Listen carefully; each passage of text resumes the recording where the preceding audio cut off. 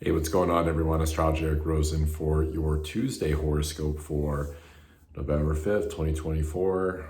We're here, the US presidential election, blah, blah, blah. It's a fitting astrology for today. That moon's going to be in Capricorn pretty much the whole day. It's going to be making squares over to that South Node in Libra. So, this is, Moon in Capricorn deals with politics, deals with the public aspect of things. People are going to be wearing their hearts on their sleeves, so to speak, in this astrology and having a lot to say. And this is, debate central, right? The writing's on the wall for that. There's probably not going to be anything diplomatic about it. If anything, the people that actually are practicing true diplomacy and putting love first, their voices will probably get drowned out on a day like today. That's just the unfortunate nature of the hoopla of the media energy that the astrology has. On a personal level, I think for all of us, this is about using this astrology for creative expression.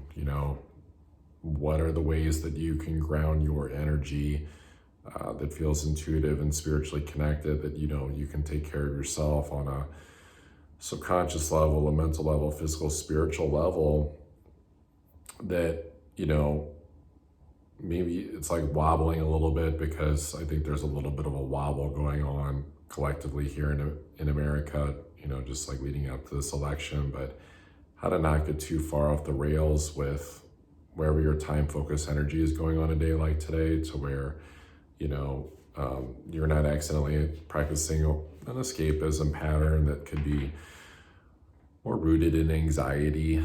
I think it's a good day to really, take it slow, and not push too hard. If you get passionate waves, I would use it more as like strategically planning your day, to where even when the energy ebbs and flows, you still have a plan that feels executable, that feels like you're going to get some reward for it. And it's not just like diminishing returns of just like going through the motions of things. And going slow is important too, because the people that are going to be going fast on a day like today are going to be the ones that are going with the current of the mass propaganda of things. And so in order to be the turtle that swims upstream, which is actually a good thing, I think we need to be, mindful of what, God Creator is saying. Like, there might be times where we're asked to swim upstream for a moment to get to sanctuary. That could be, picking up the phone, calling a friend, talking about things that are real, like real personal things, and just like having conversations and one-on-one or in community that are not, a part of the mainstream narrative of the hoopla and the just, malarkey of things, all these crazy words I'm using, right?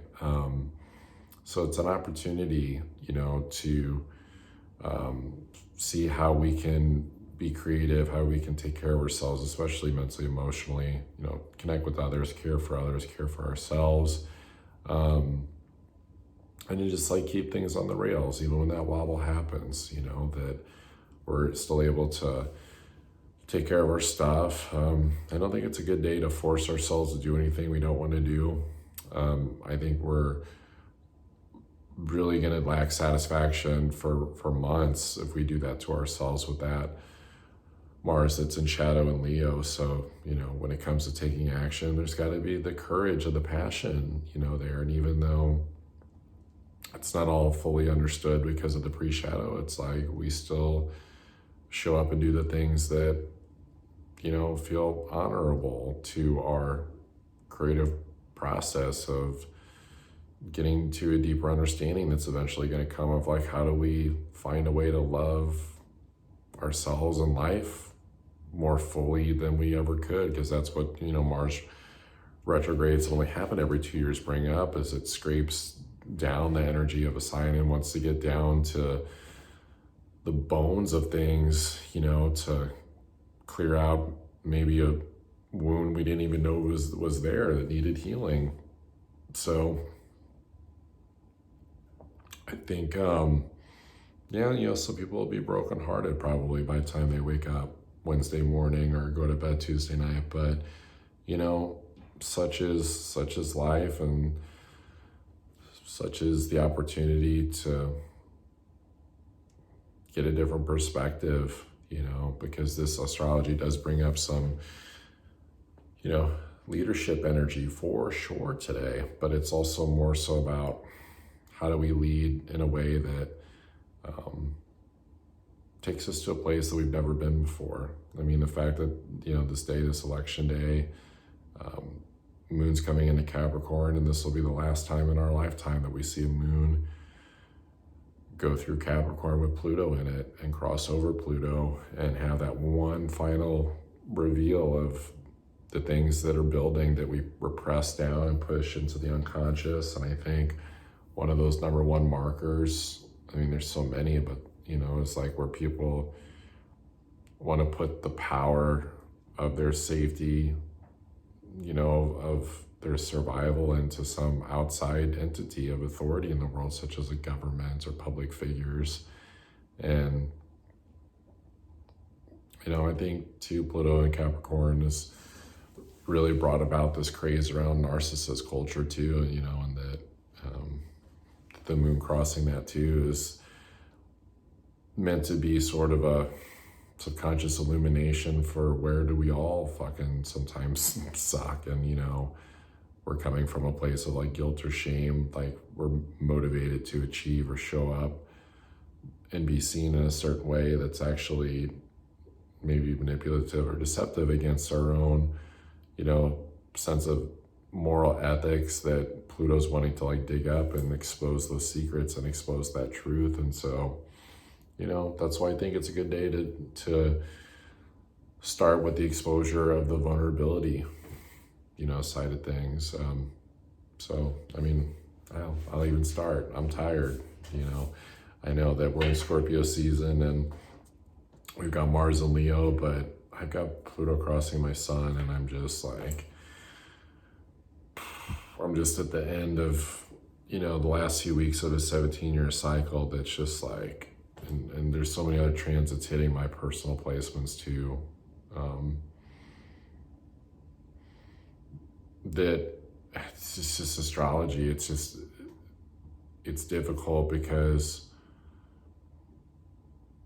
what I find that's happening is that we can know our purpose and know where we're going, but there's also so much like critical deception frequencies that are out in the world, and that people like me that are empathic and have to really like work on staying focused and grounded to not also absorb that stuff and even fall into my own, self-deception of basically just, I guess you could say, just like getting distracted, not knowing where to focus, that it brings up certain levels of fatigue. And so,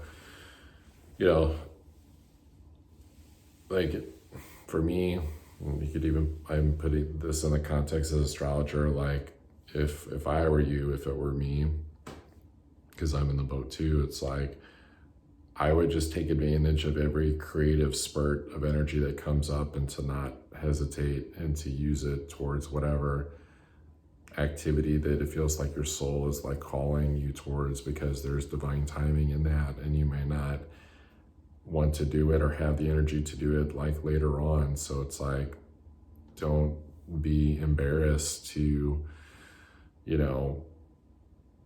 basically stop crushing on control, especially around time and clocks and shit like that. Of, what do you think is maybe going to bring peace and harmony around a certain way of like living your day, and to just flow, find the flow of things. I mean, this astrology, we've got to still show up, take action, find those alignments, but it's fucking messy. It's messy, and it's not to judge it or pathologize it. It's just to, remind ourselves that like, this is like things bubbling up from the metaphorical machine of you know, I'll say it, military industrial complex comes up. I don't even know exactly what's going on with the secret meetings that this astrology brings up that are definitely being had, but just intuitively, that's what it like feels like. You know, it feels like, you know, you even like look back to the last election, like 4 years ago, the way that looked like a weird takeover of the White House, the way there was no one there. So there's definitely plans, there's definitely agendas, you know, very Pluto and Capricorn, especially with the moon there. So I think this is where we got to remind ourselves that, like, no matter what happens on a day like today, we're still responsible for our own estate. We're still responsible for ourselves and our own, you know, sense of safety. Like Pluto and Capricorn brings up whatever the status quo is of society and the region, the country that you live in. And so, you know, part of our truth of that existence is viewed through that lens of things, but it's also not the predominating factor of the power you have or don't have in situations. And so, you know, even like yesterday's like horoscope, you know, I said, you know, I talked about, you know, getting through these like trying times and finding our deep power within and finding that Scorpio energy. And it's still hard. It's not, this is not the easiest of things. And so, you know, it's character forging though. And I've been saying that for a while with, you know, the Pluto and Capricorn, but it comes up again with that moon going through it. So this is just about being a good role model, you know, leader, role model. Try your best not to jump into the bullshit.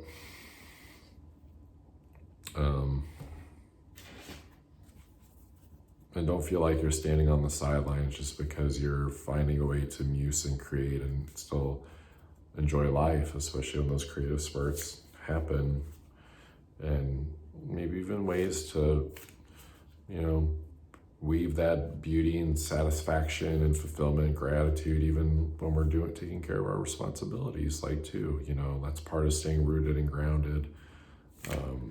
If we go searching for too much right now, I think that's where we get swept up into the collective unconscious of just the fears and the hopes and the optimism that I think a lot of people are having right now, but they're also, you know, mixed with fear too, because you know, they don't have control over getting what they want on a day like today.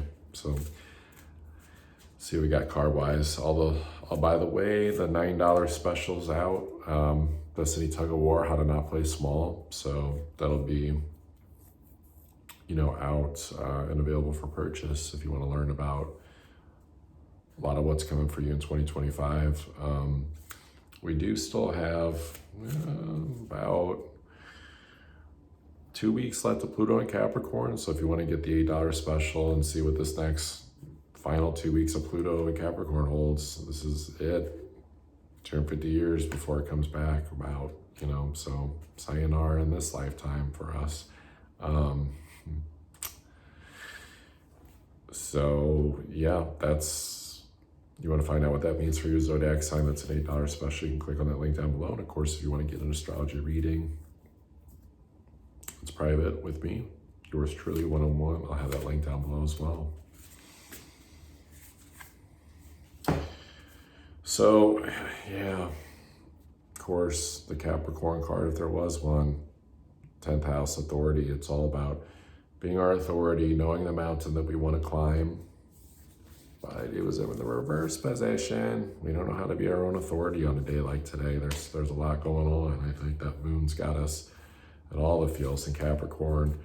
We got to root. We got to ground. This is literally the opposite card of that 10th house sort of card. You know, Capricorn's like up top. This is the roots. You know, the IC, this is where we root, where we find our home life, emotional self-care situations. Like I was saying, I think we just got to find that very much so. This is not a day to conquer. It's not a day to try to conquer the world. for sure. I'll draw one more. Yeah, it's the Saris Nurture card. This has come up before, but it was in the reverse position. So we've got to find ways to take care of ourselves, you know. Look to the future. Last card. Actually, I got one more after this. Look to the future. What comes after this, right? What comes after a day like today? It doesn't mean you put your head under the covers, because that's probably not going to be very nourishing, very rooting. I think that, yeah, we're rooting. We got to learn to take care of ourselves and remember that there's a bright, bright future ahead on the other side of a lot of stuff that's coming down the pipeline. We don't need to overthink it, right? Reversed. So that's what I got for y'all today. Try to have a good day out there. Don't sweat it. It's gonna be okay. You know, honestly, we'll probably look back on this day 2 years from now, maybe, who knows, maybe 2 months from now for some, and be like, ah, what a joke that was. Why are we so anxious? Like, why was that even a big deal? You know, it's like freaking out, like going to get, you know, a checkup at the doctor or something, and you're like, oh, but you might want to give me like a shot or something because not that shot, but like he wants to give me a shot, you know, because of like this thing. And it's like, well, do you even like have that disease? It's like, no. It's like, okay, well then you're probably just going for a checkup. So, you know, think of it as the ETs, our spirit guides, are going to be checking up on us today, and we can pay attention to when they're coming in, because I think that's part of the nourishment too. And, you know, they're going to come in easiest when we're feeling rooted and grounded, and we can ask for their help in grounding and rooting too. So love you all. Take care.